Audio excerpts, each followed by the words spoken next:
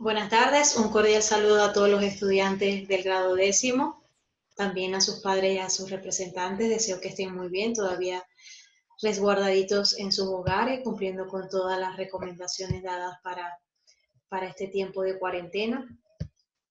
Vamos a comenzar un tema nuevo, se llama la tabla periódica, que es continuación de los temas que veníamos manejando durante el primer periodo.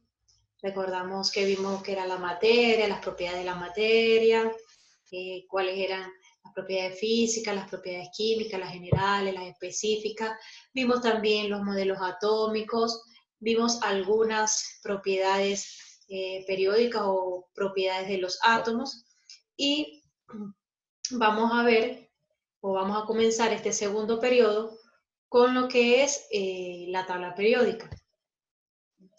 Para recordar un poco lo que vimos en el periodo anterior, recordamos que vimos que la materia era todo aquello que nos rodea, todo aquello que ocupa un lugar en el espacio y que tiene masa, y que la materia se clasifica en sustancias puras y en mezclas.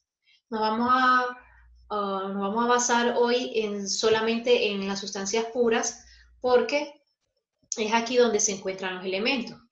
Nos dicen que las sustancias puras pueden ser sustancias simples, que están conformadas por un solo elemento, o sustancias compuestas, que están formadas por dos o más elementos. Estos elementos son los que la tabla periódica ordena y clasifica, y que es la base fundamental de la química.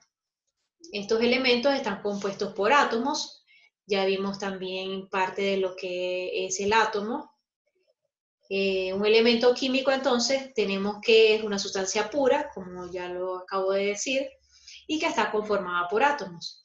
Nosotros vimos que un átomo es la partícula más pequeña, bueno, se consideraba como la partícula más pequeña que conforma la materia. Demócrito, 400 años antes de Cristo, propuso que el átomo era una partícula indivisible.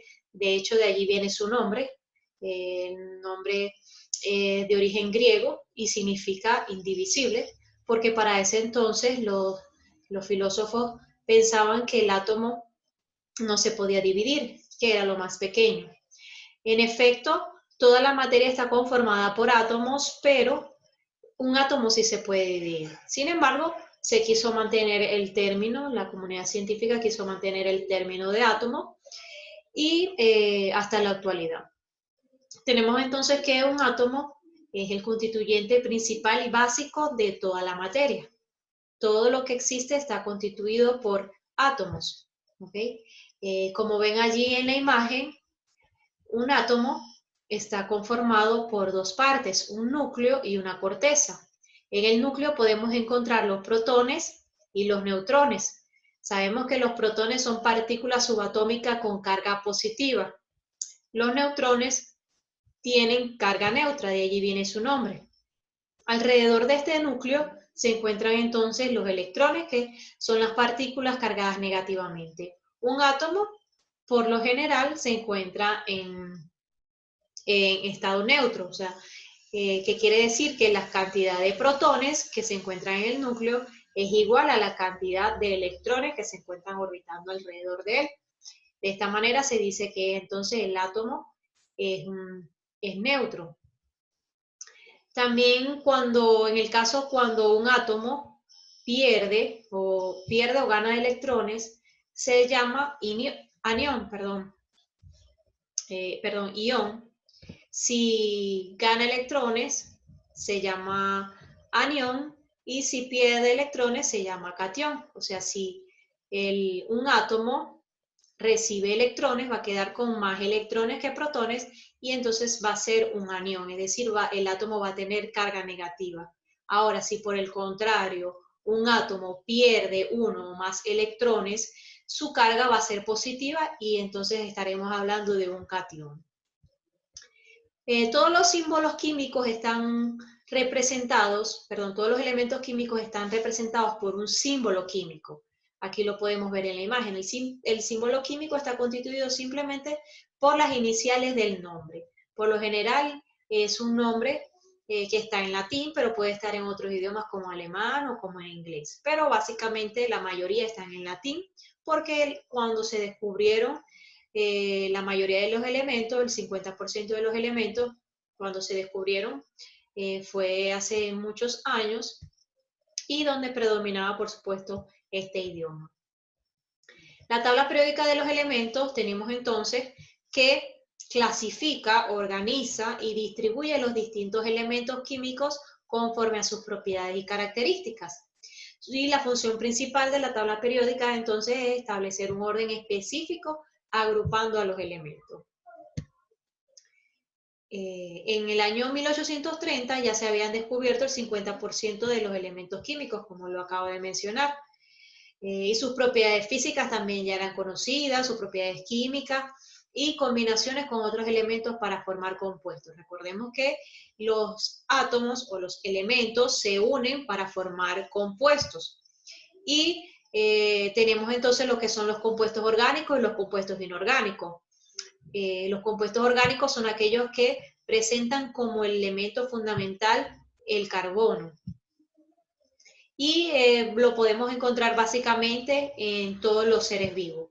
Y los compuestos inorgánicos entonces son aquellos donde no prevalece o el átomo más importante no es el carbono, sino que son otro tipo de elementos que están presentes en los compuestos inorgánicos. Pero es importante entonces recordar y tener claro que los elementos, cuando se unen dos o más elementos, entonces forman un compuesto o una sustancia compuesta. Sin embargo, era necesario organizar toda esa información que se tenía hasta ese entonces. Para el año de 1830, había muchos científicos trabajando, tratando de descubrir y descubriendo los elementos que están presentes en la naturaleza y había mucha información. Pero era necesario entonces organizarlo porque para ese entonces no había una organización de estos elementos. Entonces, gracias a los aportes de diferentes científicos, a partir del año 1814, con el científico John Berzelius, que clasificó los elementos según su electronegatividad. Okay, aquí en la imagen estamos viendo la historia cronológica de la tabla periódica con un muy resumido esquema donde nos hablan sobre los científicos más destacados que hicieron aportes para la construcción de la tabla periódica. Y están el pequeño aporte no, está resumido el aporte que dio cada uno de esos científicos. Tenemos también en 1815 a William Proust, quien propuso el ordenamiento en base al hidrógeno. O sea, él, a partir del hidrógeno, propuso un ordenamiento para la tabla periódica.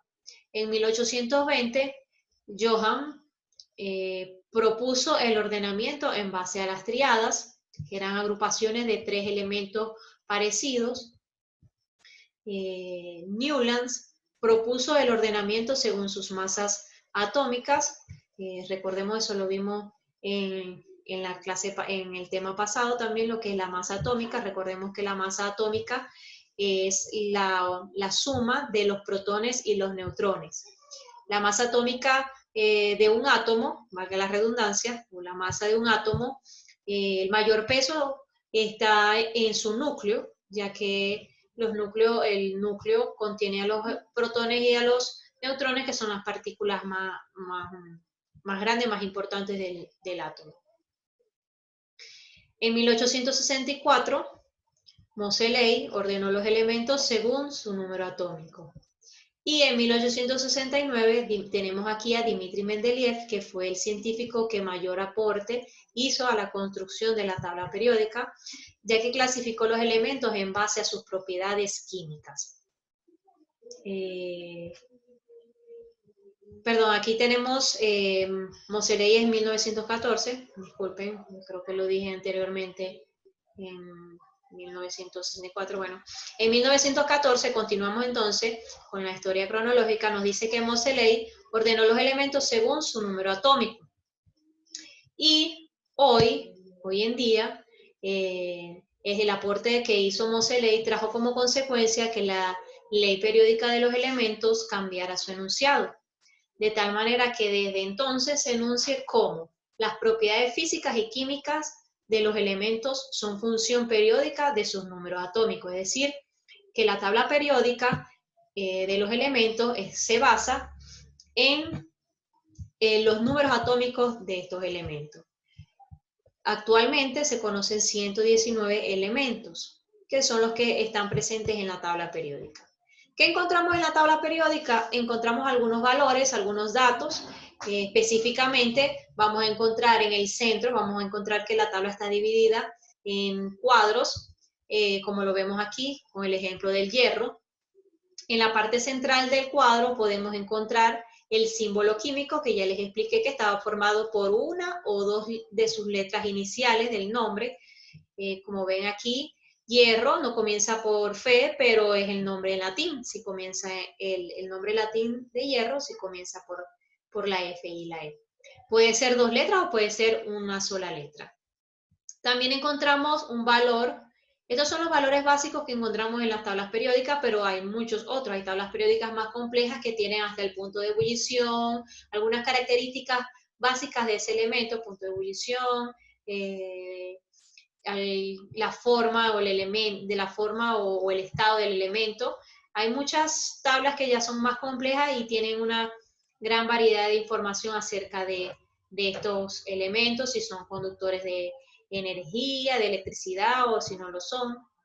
Pero básicamente entonces encontramos que tiene en la parte superior, vamos siempre a encontrar, por lo menos en la parte superior o a veces en una de las esquinas, los extremos, vamos a encontrar el número atómico. Recordemos que el número atómico es la cantidad de protones que tiene el núcleo de este átomo. Debajo del símbolo químico va a estar el nombre y la masa atómica, que como ya expliqué corresponde a la suma de los protones y los neutrones. Otra información, como les dije, que podemos encontrar es la forma del tipo del elemento, si es metálico o no metálico, y en qué estado se presenta normalmente. Otra también de acuerdo a la ubicación del elemento químico dentro de la tabla periódica, vamos a conocer algunas de sus características, ya que esta organización nos muestra algunas características de los elementos. ¿Cómo se agrupan los elementos en la tabla periódica? Hay dos formas de agruparlas, se agrupan en periodos y en grupos o familias. Vamos a ver primero cuáles son los periodos. Los periodos son los que están de manera horizontal, como lo indican aquí las flechas. En horizontal se ordenan de menor a mayor número atómico. Por ejemplo, en la parte izquierda de la tabla periódica vamos a ver el potasio con 19 con 19 protones en el núcleo de este átomo, y al otro extremo de la tabla periódica, en la última columna, vamos a encontrar el criptón, que tiene 36 protones en su núcleo, y vemos que va entonces de menor a mayor, y así los que están entre ellos dos va a ir aumentando la cantidad de protones que tienen esos elementos. Las filas horizontales son llamadas entonces periodos. Los elementos que componen una misma fila tienen propiedades diferentes, pero masas parecidas. ¿Okay? Sus propiedades químicas son diferentes, pero la masa atómica es muy parecida. El otro grupo, o la otra forma de ordenar los elementos, es por columnas, ¿verdad? Estas columnas son llamadas grupos o familias. Todos los elementos de un mismo grupo de la tabla periódica tienen la misma valencia, es decir, tienen el mismo número de electrones en la última capa. En otros temas vamos a hablar un poco más sobre esta parte de la configuración electrónica de cada uno de los elementos. Por ejemplo, el grupo A1 o el grupo 1 tiene una valencia 1, que quiere decir que en la última capa del átomo, en la última capa, se encuentra un electrón. Y por lo tanto tienen propiedades parecidas. Sí tienen los elementos que están dentro de de las columnas, de los grupos o familias, tienen las mismas propiedades o tienen propiedades parecidas. Aquí podemos ver en la imagen cuáles son los grupos. Son en total 18 grupos que, como lo ven aquí indicado por las flechas, son las columnas que están de manera vertical. Son 18 en total. Como les expliqué en el ejemplo, aquí encontramos el potasio y el otro extremo de la tabla periódica encontramos al criptón. ¿Y cuáles son los periodos? Las filas que están horizontalmente, como lo vemos aquí, como nos indica la flecha. Y en total son 7 periodos y 18 grupos. Ahora, cada una de las filas, cada una de las 18 filas tiene un nombre propio. ¿Okay? Anteriormente se asignaban con números romanos, pero en la actualidad se enumeran del 1 al 18. En la primera columna vemos los alcalinos, en la segunda alcalinoterrios, la familia del escandio, del titanio, del vanadio, del cromo, la familia del manganeso, del hierro, del cobalto, del níquel, del cobre, del zinc. Vemos en la columna 13 los elementos que son metales, los metales térreos, los carbonoides, los nitrogenoides. Posteriormente en la 16 encontramos los calcógenos, en la 17 los halógenos y en la 18 los gases nobles. Y el grupo 3, que está formado por las tierras raras, la primera fila son conocidos como lantánidos y la segunda fila como los actínidos. Aquí hay una pequeña leyenda que nos dice que los que están en el grupo 1 entonces son metales. ¿Okay? Estos son metales.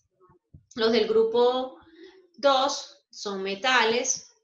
¿Okay? Vamos a ver ahora una clasificación básica de los elementos que están presentes en la tabla periódica. Una clasificación básica es que los elementos se clasifican en metales, no metales y metaloides. ¿Okay? Aquí vemos entonces en la parte izquierda de la tabla periódica se encuentran los metales. En la parte derecha se encuentran los no metales y entre ambos se encuentran los metaloides porque tienen propiedades de ambos. ¿Okay? Todo lo que está entonces en este color claro son metales. También vamos a conseguir una clasificación más profunda, más compleja de estos elementos, o sea, una clasificación más compleja de los elementos metálicos y de los no metálicos. En los elementos metálicos, en la clasificación de los elementos metálicos, vamos a encontrar esta clasificación. Los metales dentro de la tabla periódica se clasifican en alcalinos, alcalinoterrios, lantánidos y actínidos, metales de transición y metales del bloque P. Mientras que los no metales, que son estos que están en la parte derecha, se clasifican en otros metales, los halógenos, que es el periodo 17, y los gases nobles. Bueno, con esta parte entonces terminamos lo que es la introducción o la presentación de la tabla periódica de los elementos. Es muy importante, la tabla periódica es la base de la química, obviamente se necesitaban ordenar todos estos elementos para mejorar todo lo que es el estudio, incluso de cada uno de ellos. Por la guía que pasé por el grupo, en el grupo está la tarea. Recuerden que la tarea tienen plazo para entregarla hasta el día miércoles y la deben hacer en el cuaderno o en hoja blanca y enviármela por el privado. Bueno, estoy atenta, estoy a la orden a cualquier duda, cualquier inquietud y deseo que estén muy bien, que Dios los bendiga y nos vemos entonces en una próxima oportunidad. Saludos.